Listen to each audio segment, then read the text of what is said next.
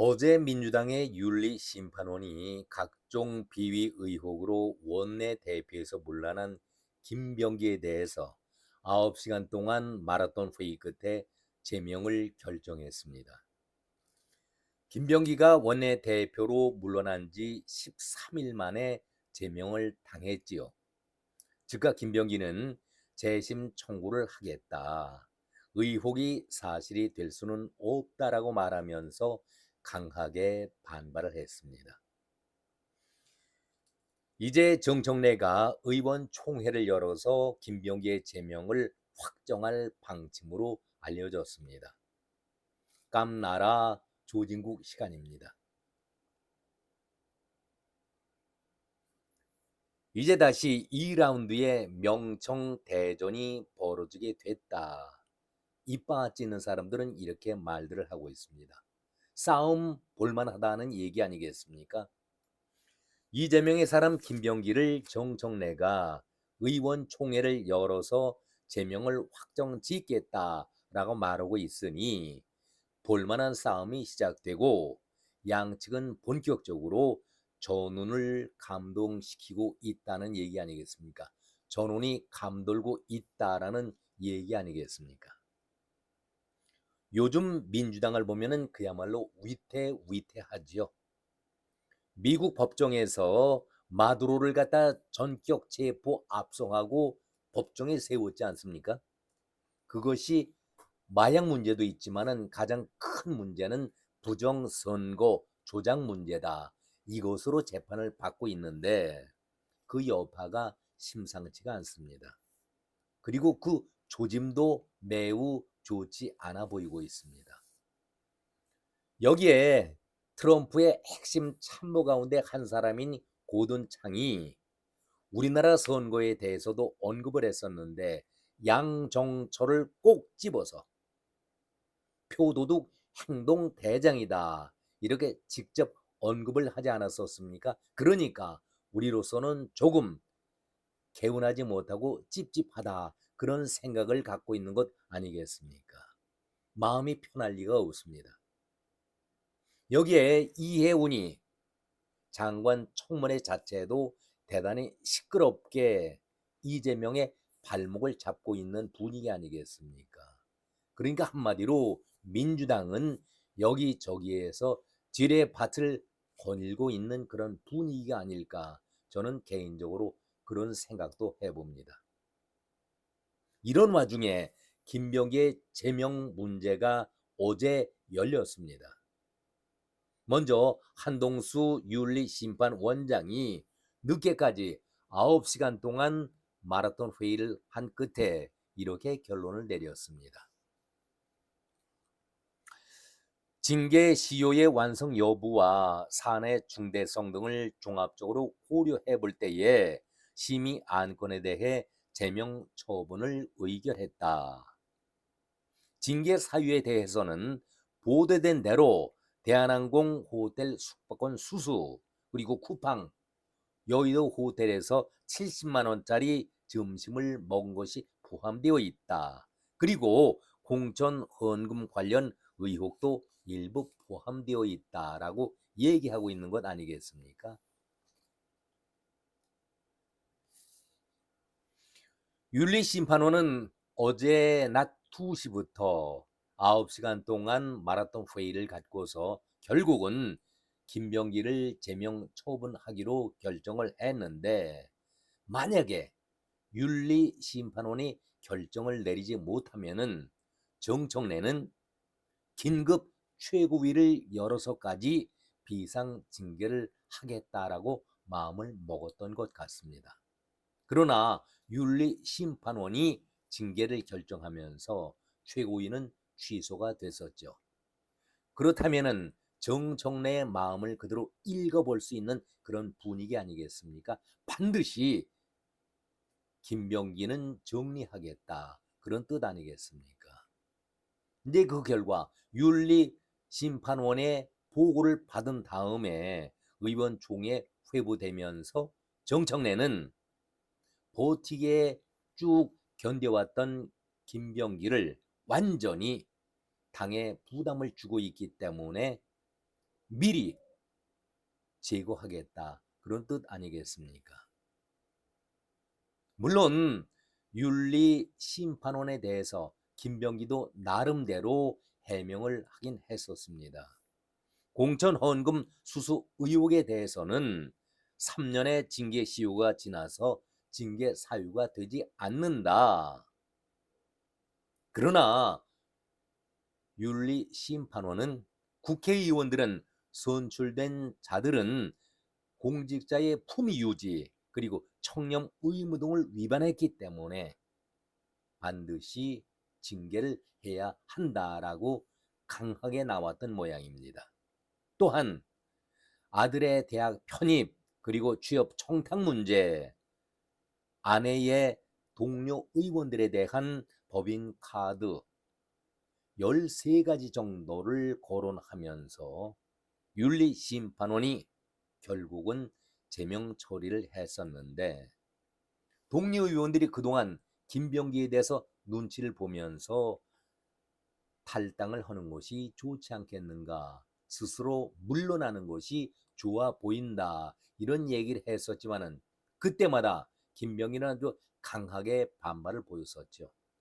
제명될지언정 탈당은 하지 않겠노라 이렇게 강수를 뒀었는데 결국은 일단 제명이 됐고 내일 최고위에서 정청래가 보고를 받은 다음에 의원총회를 열어서 최종 확정을 짓겠다라고 자기 의사를 표명했기 때문에 지켜볼 일이다. 이런 말씀을 드리겠습니다. 그러나 끝까지 김병기 쪽에서는 징계 시효가 지났기 때문에 징계 대상이 아니고 이것은 재심 청구를 통해서 다시 한번 다퉈보겠다. 이런 입장 아니겠습니까? 김병기는 여러 차례 사실이 왜곡됐다, 억울하다 이런 얘기를 쭉 해왔었는데 3년의 징계 시효가 지나서 징계 사유가 안 된다라고 끝까지 주장하고 있는데 저는 여기에 대해서는 다른 생각을 갖고 있습니다. 늘 이렇게 정치 쓰레기들이 하는 얘기가 바로 이런 말들 아니겠습니까? 징계 시효가 지나갔다. 그러면서 검찰이 실세에 대해서는 눈치를 보면서 제대로 수사한 적이 있었습니까? 그래서 정치 검찰이라는 얘기가 나오고 있지 않겠습니까? 대충대충 눈 감아주는 경우가 그동안 많이 왔었고 흔해 왔었던 일 아니겠습니까? 그런데 저는 여기에서도 공천 헌금 운운하고 있는 것 잘못됐다고 표현합니다. 공천 헌금이 아니죠. 이것은 분명하게 뇌물입니다. 공소시효가 3년 이내, 7년 이내 이런 얘기를 하고 있는데 뇌물의 경우는 다르지 않습니까? 내가 돈을 건넸기 때문에 자리를 부탁하는 것 그것이 어떻게 공천 헌금입니까? 뇌물이지요. 전재수가 똑같은 방법을 쓰고 있지 않습니까? 통일교에서 받았다는 그 돈도 처음에는 윤영호가 그 본부장이 3천, 4천 오는 얘기를 하지 않았었습니까? 그런데 그 돈이 2천만 원으로 줄어들었습니다. 그리고 시계도 2개 분명히 까르띠에 그리고 불가리 시계 2개 이름을 지목을 했었는데 하나만 받아놓으라. 그러면 그것이 2천만 원에다가 시계가 1,000만 원이 넘느냐? 말장난들 하는 것이지요. 3천만 원 이하가 되면은 공소시효 작년 말로 끝난다. 그렇기 때문에 전재수는 당당하게 거짓말을 하면서도 주장을 하는 것 아니겠습니까? 나는 깨끗하다. 이것을 검찰이 지금 유야무야 눈치를 보고 있는 것 아니겠습니까? 그러기 때문에 여기에서 우리가 특검이 필요하다. 특검은 왜 필요합니까?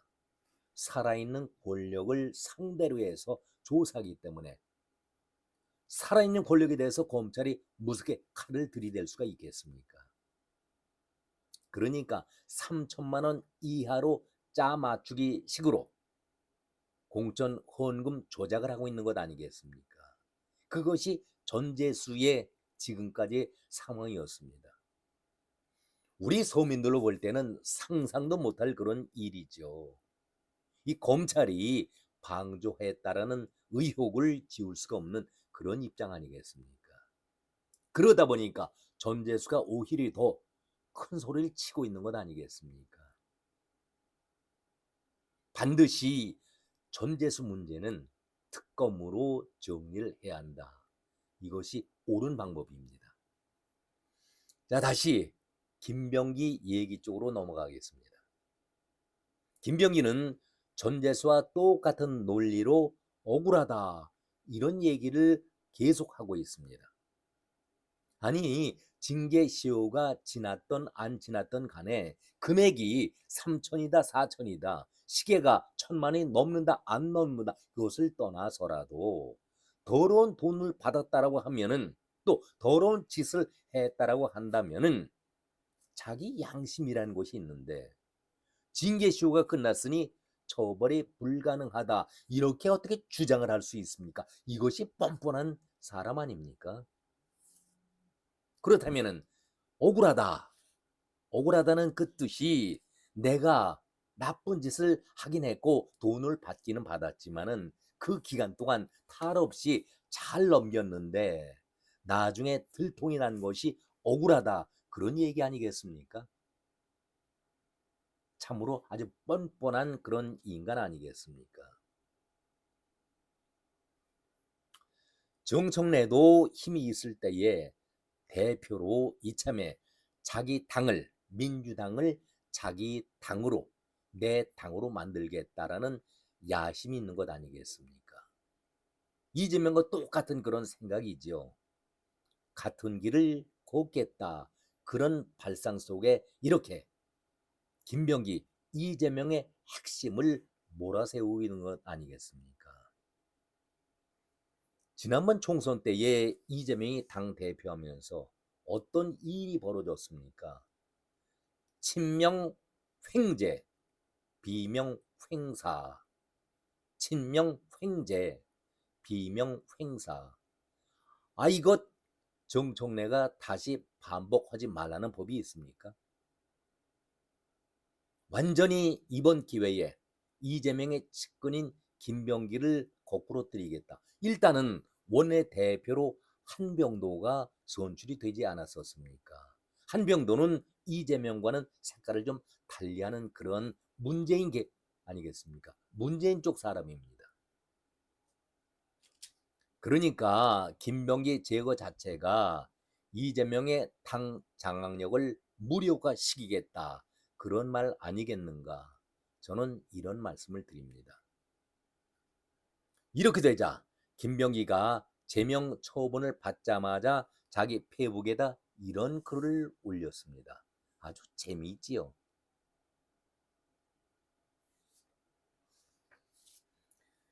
즉각 반발하면서 재심을 청구하겠다, 이렇게 하면서 의혹이 사실이 될 수는 결코 없다, 한 달만 기다려 달라는 요청이 그렇게 어려웠나, 당의 결정을 맹비판을 했습니다. 그러면서 김병기는 이토록 잔인한 이유가 무엇인가, 이렇게 반문하면서 제명 결정에 대해서 강한 유감을 드러냈는데, 한마디로 점입 가경이 있지요. 지난번에도 제가 말씀을 드렸습니다. 김병기가 안기부에 공채로 들어간 것이 1987년인가, 제 기억으로 그렇습니다. 국정원 밥을 안기부에 공채로 들어가서 국정원의 밥을 25, 6년간인가 그렇게 장기간 동안 국정원 밥을 먹었습니다. 한마디로 산전수전 다 겪고 남들의 뒷정보는 다 가지고 있는 것이 정상일 것이다, 저는 이런 생각을 가져봅니다. 그러니까 각 개인별로 개인의 파일 정확하게 다 챙기고 있을 것이다, 이런 말씀을 드렸습니다. 여차하면은 쥐도 고양이 앞에 몰렸을 때에는 고양이를 문다라고 얘기하지 않겠습니까? 그렇다면은 김병기가 그냥 물러날 것인가? 저는 절대 그렇지 않으리라 이런 말씀을 드립니다. 결론입니다. 이제 제명당하더라도 끝까지 버티겠다. 말이 안 되는 얘기죠. 제명당했는데 어떻게 당에 끝까지 남아 있을 수가 있는가? 그런데 김병기는 끝까지 이 소리를 반복해서 하고 있습니다. 이 말이 무슨 뜻일까요? 막말로 나 혼자서는 결코 죽을 수가 없다. 그렇다면은 답이 나오지 않겠습니까? 정청래도 자기가 그동안 해왔던 행적들 그리고 말들을 돌아보겠지요. 또 돌아보면서 자기가 했던 행동 말들을 복귀하고 또 복귀하고 있지 않겠습니까? 어떻게 이 마무리를 잘 지어야 할까?